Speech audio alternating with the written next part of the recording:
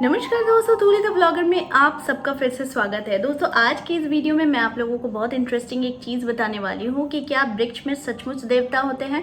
क्या वृक्ष के समक्ष खड़े रहने से हमारी सारी मन्नतें पूरी हो जाती है। चलिए इसके बारे में मैं आप लोगों को ज़रूर बताऊँगी, लेकिन सबसे पहले अगर नए हैं मेरे चैनल में, अब तक सब्सक्राइब नहीं किया है तो प्लीज़ सब्सक्राइब कर लीजिए, बेल बटन को दबाइए। वीडियोस अच्छी लगती है तो लाइक शेयर एंड कमेंट करना बिल्कुल भी मत भूलिए। दोस्तों चलिए आज के इस टॉपिक को आगे बढ़ाते हैं। दोस्तों वृक्ष हमारी धरती पर जीवन का प्रथम प्रारंभ है, ठीक है। ये चीज़ जाननी बहुत ज़रूरी है। इसलिए आजकल हम लोग क्या कर रहे हैं, पेड़ों को कटवा दे रहे हैं, सारी चीज़ें कर रहे हैं। एक तरफ से मान लीजिए तो अगर पृथ्वी को ध्वंस कर रहे हैं, ख़त्म कर रहे हैं, तो उसका कारण कहीं ना कहीं हम ही लोग हैं। कारण क्या, 100% कारण ही हम ही लोग हैं, क्योंकि पृथ्वी से नेचुरल चीज़ें हम लोग हटा ही दे रहे हैं, है ना। तो जिस वजह से क्या हो रही है, हम उनके अधीन नहीं आ पा रहे हैं और इस तरह के डिजास्टर्स हो ही रहे हैं। खैर चलिए आगे बढ़ाती हूँ। तो जीवों ने या फिर कहे आत्मा में सर्वप्रथम प्राण रूप में खुद को वृक्ष के रूप में ही अभिव्यक्त किया था, ठीक है। जब धरती पर स्वतंत्र जीव नहीं थे तब वृक्ष ही जीव थे, है ना। तो ये जानने की बात थी, यही जीव का विस्तार करने वाले थे जो आज भी है और अभी भी इसका विस्तार हो ही रहा है। इसके बाद जब चेतना परम पद को प्राप्त कर लेती है तो वह वृक्षों जैसी स्थिर हो जाती है।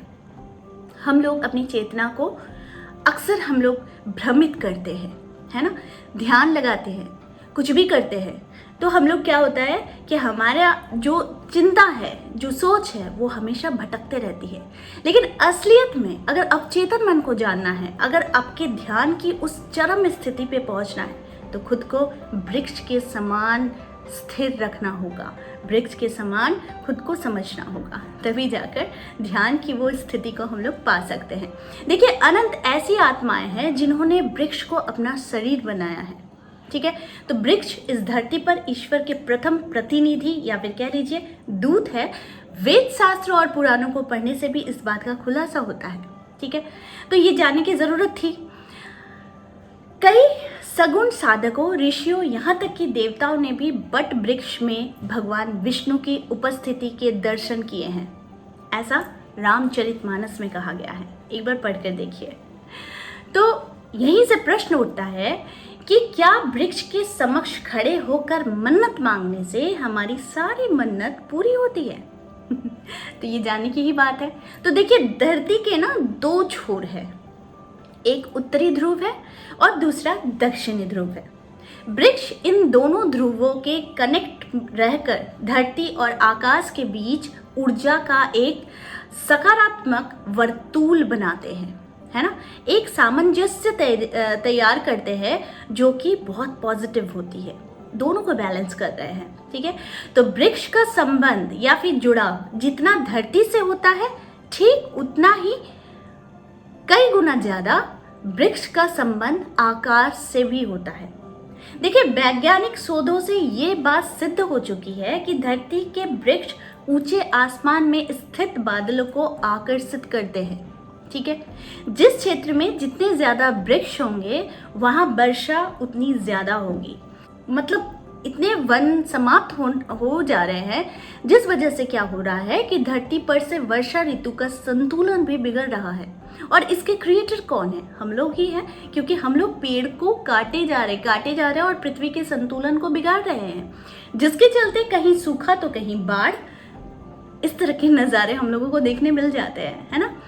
लेकिन खैर चलिए, ये तो सिद्ध होता है कि वृक्षों का संबंध आकाश से है, ये तो सिद्ध है, ठीक है। लेकिन अगर आप प्राचीन या फिर ऊर्जा से भरपूर वृक्षों के झुंड के पास खड़े होकर कोई मन्नत मांगते हैं, तो यहाँ आकर्षण का नियम तेजी से काम करता है, यानी लॉ ऑफ अट्रैक्शन, ठीक है। तो वृक्ष आपके संदेश को ब्रह्मांड तक फैलाने की क्षमता रखते हैं। ये आप लोगों को पता था? नहीं पता था ना? चलिए मैं बता रही हूँ। और एक दिन ऐसा होता है जबकि ब्रह्मांड में गया सपना हकीकत बनकर लौट आता है। तो क्यों कहते हैं कि ग्रीन्स में जो ऊर्जा होती है वो सतेजता प्राप्त करती है, हम लोगों को सतेजता देती है।